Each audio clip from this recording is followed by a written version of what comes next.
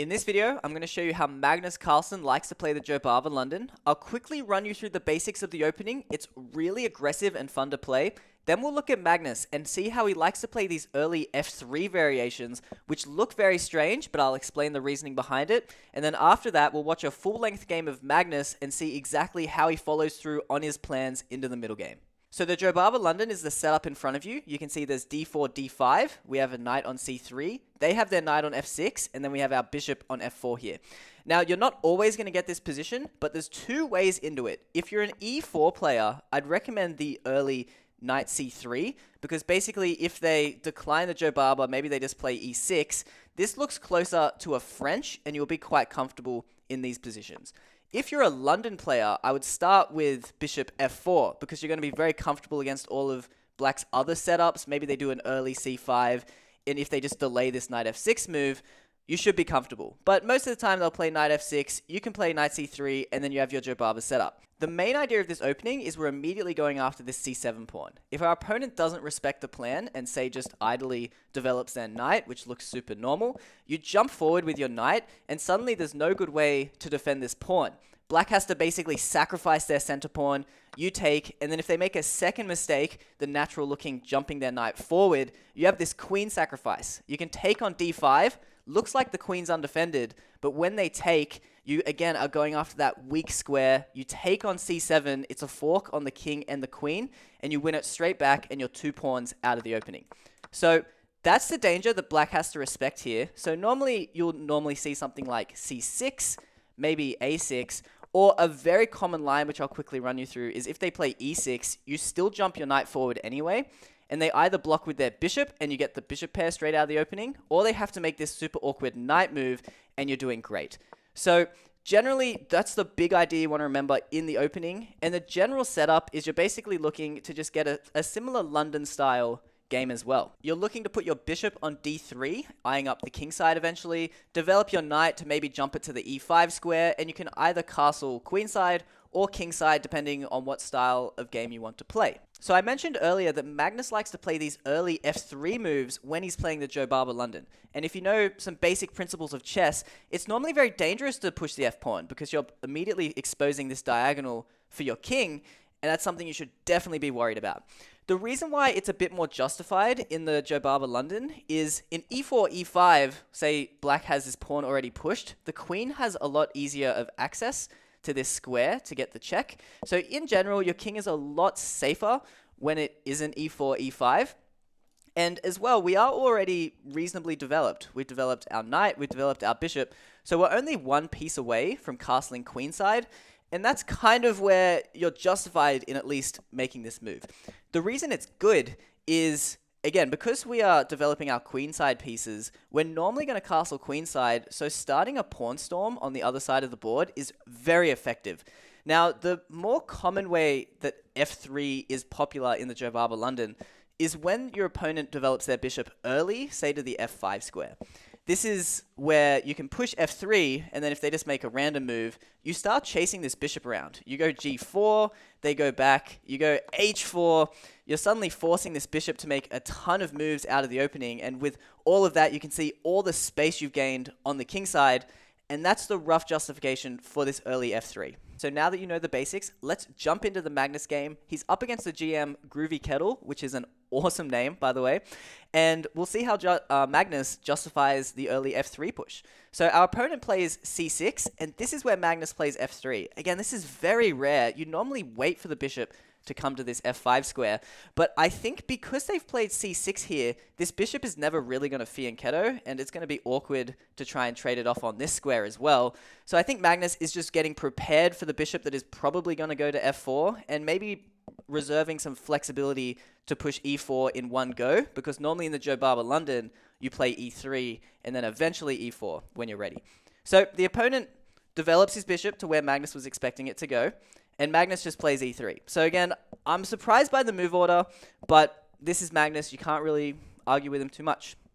Black then decides to develop his e-pawn, now that the bishop is outside of the pawn chain, looks all super normal. And now here comes the pawn storm. g4, bishop is forced back, h4. Our opponent plays h5. At the beginner and intermediate level, you're going to see this move a lot more in your own games, but you need to know how to respond to this as well.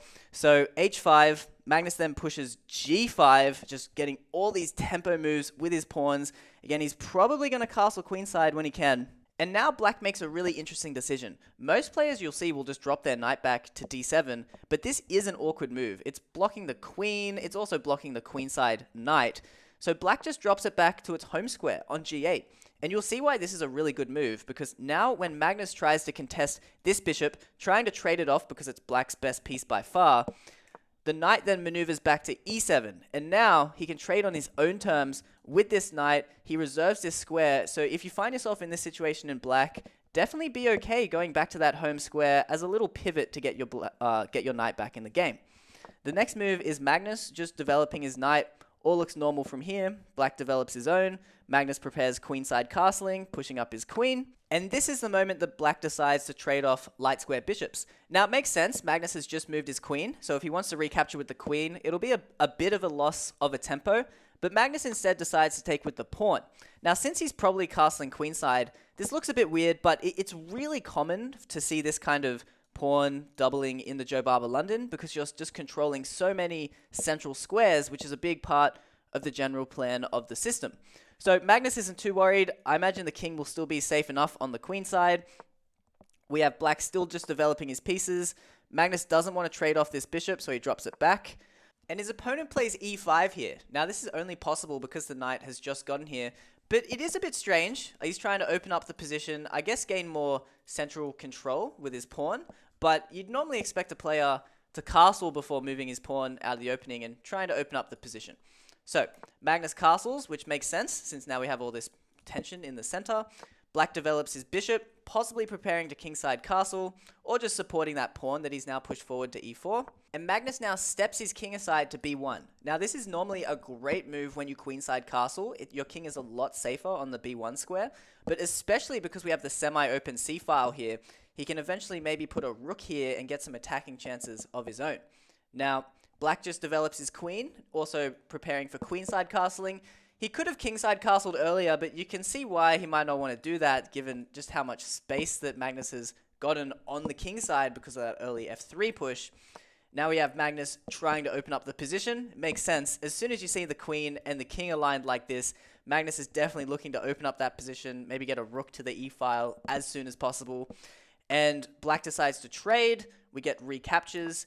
And then black gets out of that, again, that tactical problem with the queen and king alignment by castling queenside. So in this position, an easy improving move is just get your rook to the open file, also set up this x-ray with the queen, and black flirts with danger a bit here. He doesn't move his queen. He first decides to get his knight a bit more developed over to the king side. And now in this position, Magnus is continuing his pawn storm on the king side. It's been a real theme of this game. He's grabbing space. If it converts to an endgame, he'll have a much better chance of getting that quick pass pawn. And he's also just restricting space, making it harder for black to move and opening up this tension now between the two bishops. Black decides not to trade, instead moves his knight back. And now we have Magnus striking on the other side. He's getting ready to start being aggressive in this game and still just pressuring his opponent, pushing these pawns further and further forward. This is the moment that black decides to get out of the x-ray. He moves his queen to c7, threatening to take this bishop. So Magnus decides to trade and then continues pushing his a-pawn. First, it's a5. The knight is forced to move. And then a6, starting to get an initiative on the king side and asking black a question. If black were to take here, sure, it's a free pawn, but it can get a little bit sketchy. It opens up the king for potential mating attacks later. So black decides to push his pawn, and now this pawn is a really double-edged asset. It's great that it's so far forward. Maybe if there's a world where this a7 pawn disappears, it's 2 steps away from promotion. There's also potentials for checkmates on b7, which black will now have to think about. But at the same time, it's very weak. I mean, this knight is only 1 move away from them threatening to capture that pawn. So Magnus is going to have to be a little bit careful. In this position, Magnus then decides to move his rook to the c-file, lining up an x-ray with the king. You can see black is still very much on the back foot in this game. He decides to develop his knight, putting pressure on that pawn immediately now, and Magnus just decides to sacrifice it. He pushes his knight forward because the pressure on black's positioning is really starting to amp up. this pin is causing some tactical problems where maybe there's potential for a knight sacrifice here. And you're going to see a beautiful sequence from Magnus here that just shows just how much danger Black is currently in. Black senses this. He doesn't take the a6 pawn, instead develops his other knight. And in the next few moves, you're going to see how Magnus beautifully infiltrates Black's position. So, Magnus wants to get pieces and control of this e6 square, which looks impossible right now. There's a pawn controlling that square, a knight controlling that square, and the queen looking at it. So, the first order of business is to get rid of this pawn, and that's why you see Magnus push g6. It asks a question of this pawn, and Black decides to trade, but instead of trading back, Magnus senses danger here. He wants to get his pieces involved, sacrifices this pawn as well, and jumps forward with his knight, getting control of this square.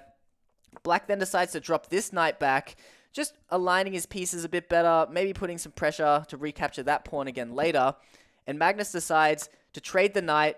Black recaptures with the queen, and before getting access with this rook, which this maneuver has achieved, Magnus throws in this move. Obviously, the pawn is pinned because of the queen. So, queen moves, and now Magnus begins to infiltrate. This pawn is still pinned, and you can see just how quickly this position transformed. It's Magnus sacrificing 2 pieces, but suddenly all the initiative is on his side. You can see from the engine as well, it is a massive advantage for Magnus despite the sacrifice material, because there is just so much pressure on Black's position. This C rook is staring at the king. This rook has infiltrated. This knight is so far advanced in the territory. There's still this pawn that's controlling that crucial square to worry about as well. So Black just has so many problems to deal with. He tries to take the pawn, removing the defender of this rook, but Magnus has the tactical move queen f4. If the queen were to take the rook, then that is just simply checkmate. So Black decides to still try and contest this rook, try and get some control out of the position, but Magnus just gives him no time to breathe. Here comes this knight check. This king is totally trapped. If it moves here, it runs into the queen's x-ray. So Black is just forced to give up the queen. It's a queen for a piece and a rook, so it's not terrible for Black, but Magnus is going to start collecting more and more pawns now. It starts with f5 check. King is forced to move. Then he takes the h-pawn. Black eventually gets that pawn that was causing some problems, like you saw, but this is going to be tough. It is 2 rooks against the queen, so if these rooks can stay coordinated, Black still has a decent chance in this game, but Magnus starts to bring his other rook into the game. Now attacking this pawn, Black has to defend it, and Magnus centralizes his queen. This pins the rook to the king, and it also adds a second attacker to this pawn that Black now has no way to defend. He can't push the pawn to defend it with this rook because it's pinned, so Black just has to sacrifice it, starts pushing pawns on the other side of the board. Magnus collects his pawn, and Black decides not to trade here, which makes sense. Again, it's really important these rooks do stay coordinated.